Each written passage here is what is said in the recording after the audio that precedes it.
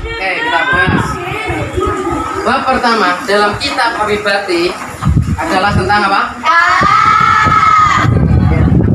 Kalam adalah Lafaz yang berfaedah dan dapat dipahami. dalilnya mana?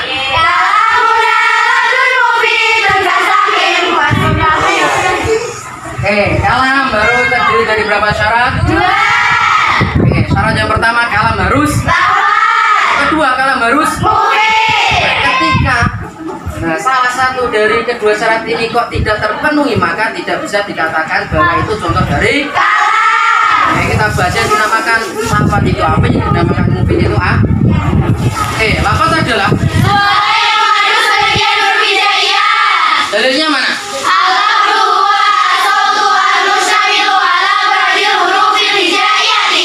Berarti setiap lafaz yang tulisannya menggunakan bahasa Arab, berarti itu contoh dari kalau mufid adalah bisa dipahami.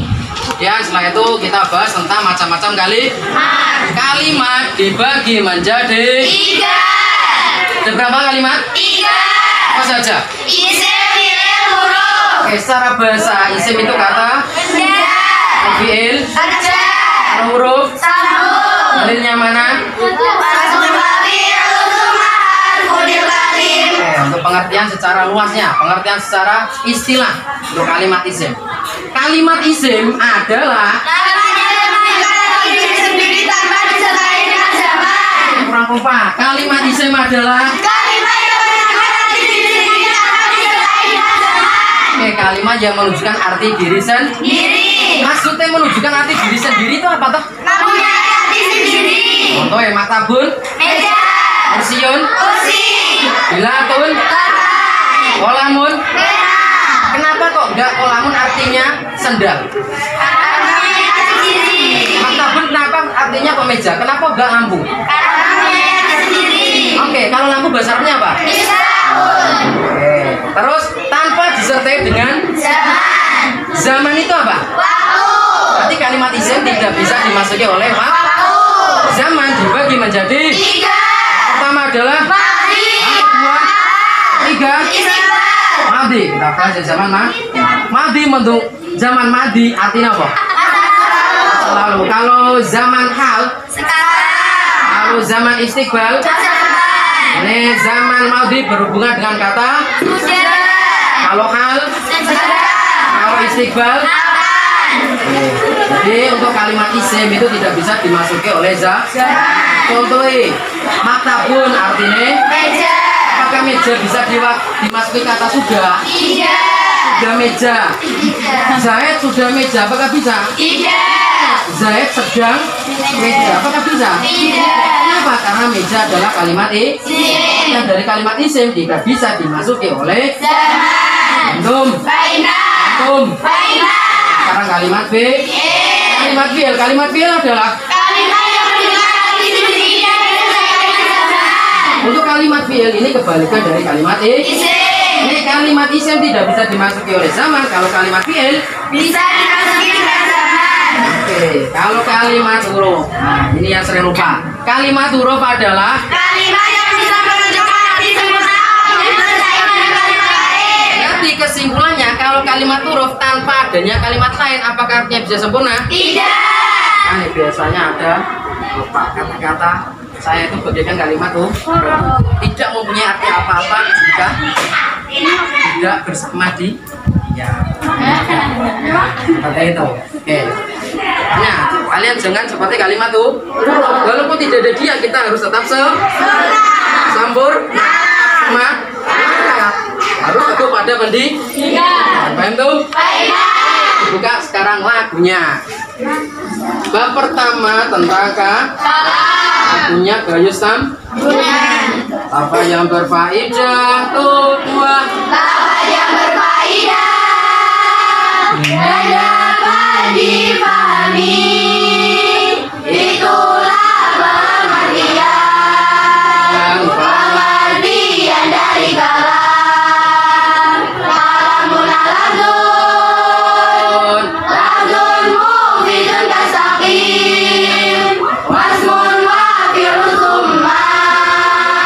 Summa harful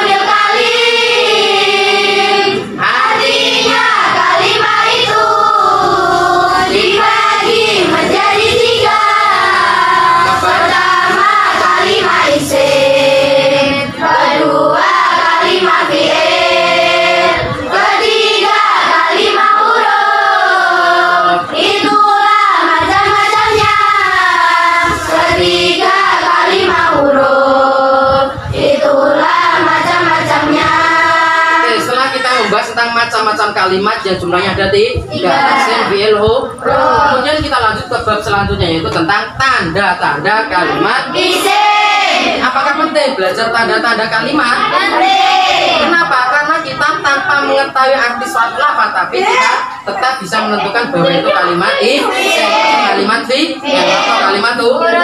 Dengan apa? Dengan lewat tanda-tanda. Oke, sekarang kita bahas tanda-tanda kalimat isim. Tanda-tanda kalimat isim dibagi menjadi 5. Kata siapa? Mana dalilnya?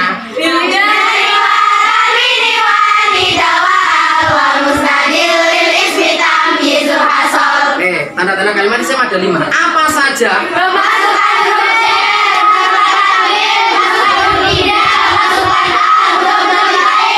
Kita bahas masukkan huruf jar. Huruf jar tugasnya apa? Siapa yang dijarkan? Berarti kesimpulannya ketika ada kalimat isim yang kemasukan huruf jar, maka kalimat isim tersebut harus dibaca atau dibaca antum. Pertanyaannya, huruf jar itu ada berapa? 12. Apa saja?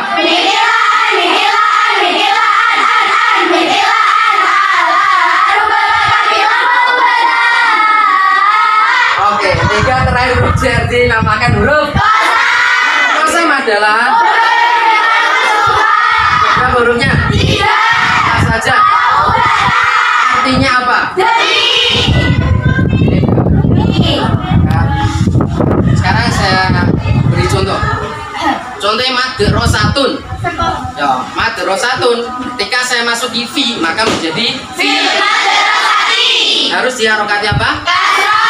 Kenapa? Karena kemasukan huruf jar-nya fi. Oke, faslun artinya apa? Al-faslu. Saya masuki ilah ke, maka menjadi bagaimana? Kenapa kok menjadi li? Huruf jar-nya antum. Yang kedua berharokat tanwin. Kata yang setiap lafaz yang berharokat tanwin, maka lafaz tersebut adalah contoh dari kalimat isim. Terus yang ketiga adalah masukkan huruf nida. Huruf nida adalah ada berapa huruf nida? 5. Apa saja? Ya, ya. Terus yang keempat adalah kemasukan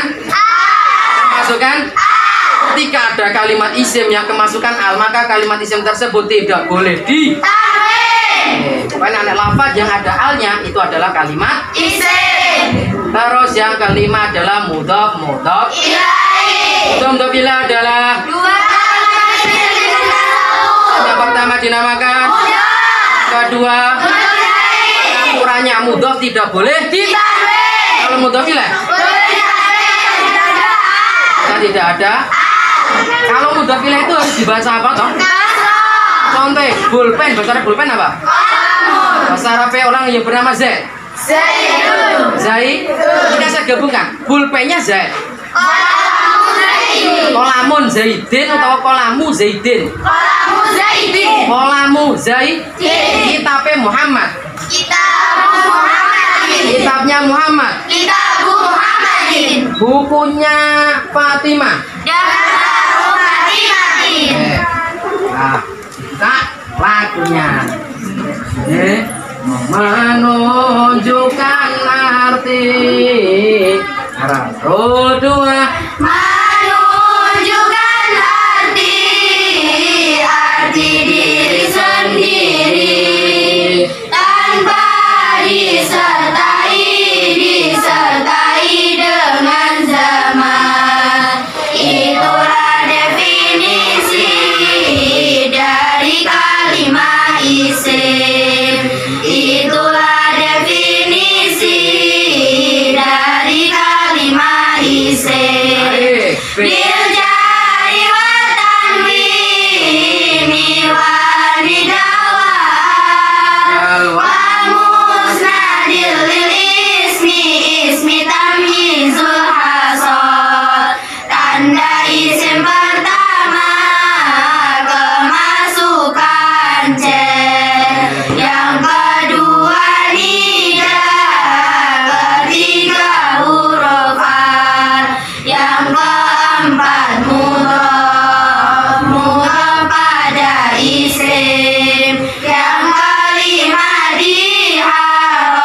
ditanwin. Itulah alamat isim. Itulah alamat isim. Paham untuk tanda-tanda kalimat isim? Paham. Oke, selanjutnya adalah tanda-tanda kalimat. Sebelum kita masuk ke tanda-tanda kalimat fi'il, kita bahas kalimat fi'il terlebih dahulu. Kalimat fi'il dibagi menjadi 3. kalimat fi'il dibagi menjadi 3. apa saja? Fi'il madhi menunjukkan arti sudah terjadi. Kalau fi'il mudhari Akan terjadi. sedang atau akan terjadi. Kalau fi'il amar. Setelah kita mengetahui kalimat fi'il, kita masuk ke tanda-tanda kalimat fi'il. Tanda-tanda kalimat fi'il dibagi menjadi 7. dalilnya mana?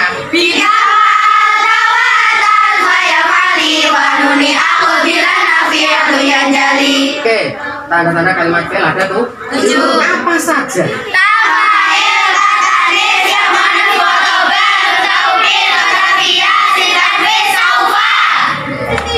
Tanda-tanda dari kalimat fi'il. Lagunya menunjukkan dua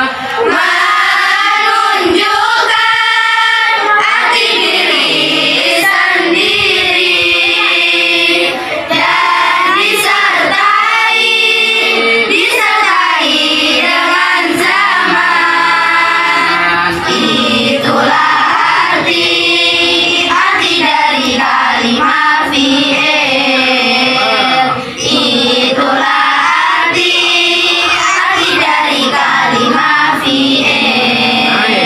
Bila fa'alta wa atat wa yaf'ali wa nuni bila nafi'u yang jali.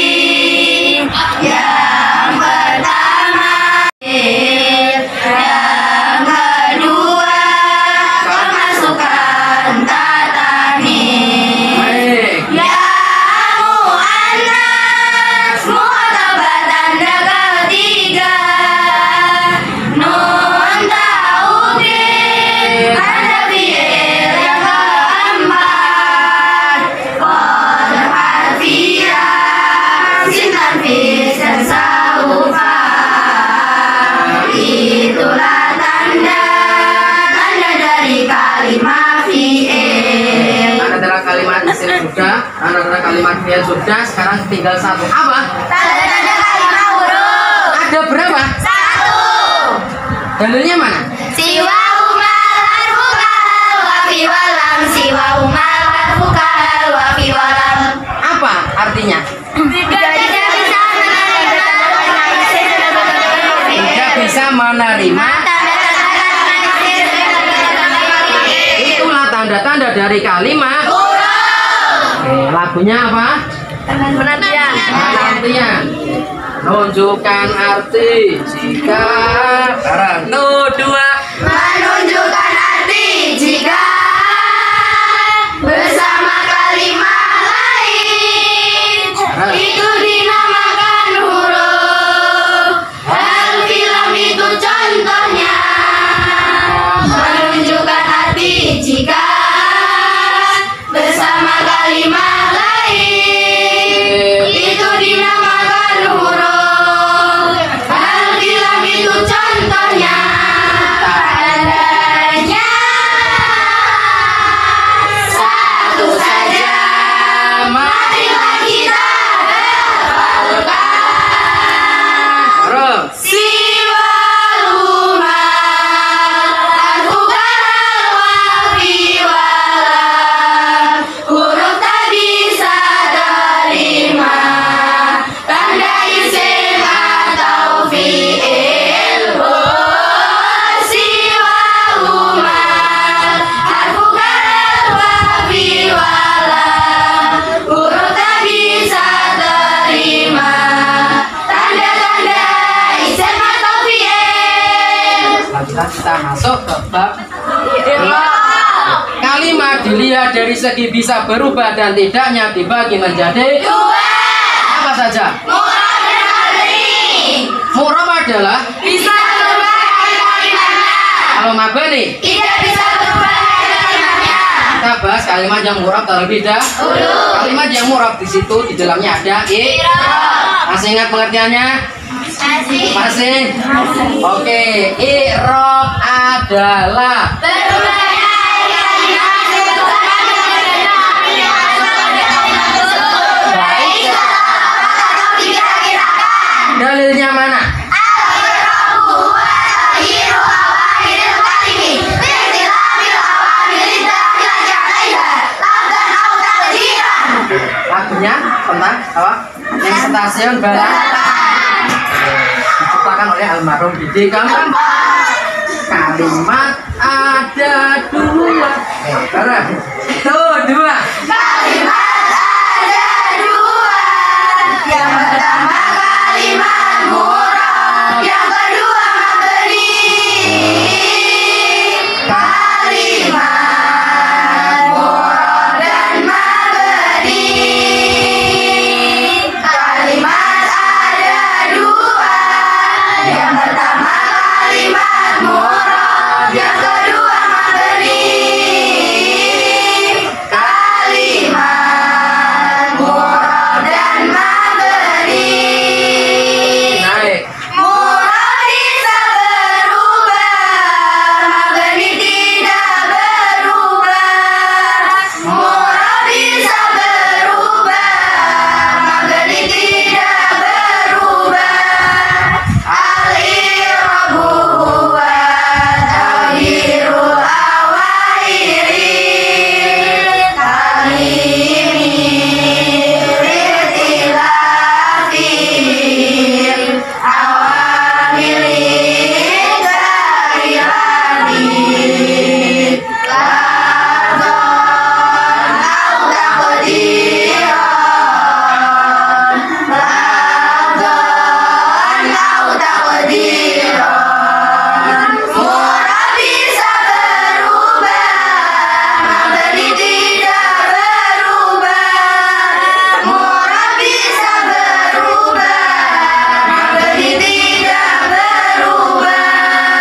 Al-i'rabu huwa taghyiru awailil kalimi biikhtilafil awamil dakhilati lafzan aw taqdiran. Lafzan aw taqdiran. Baik, lagu selanjutnya itu tentang pembagian i'rab dan alamat-alamat. Lagunya bisa teman-teman. Berubahnya tanda akhir kalimatnya. Oh, dua.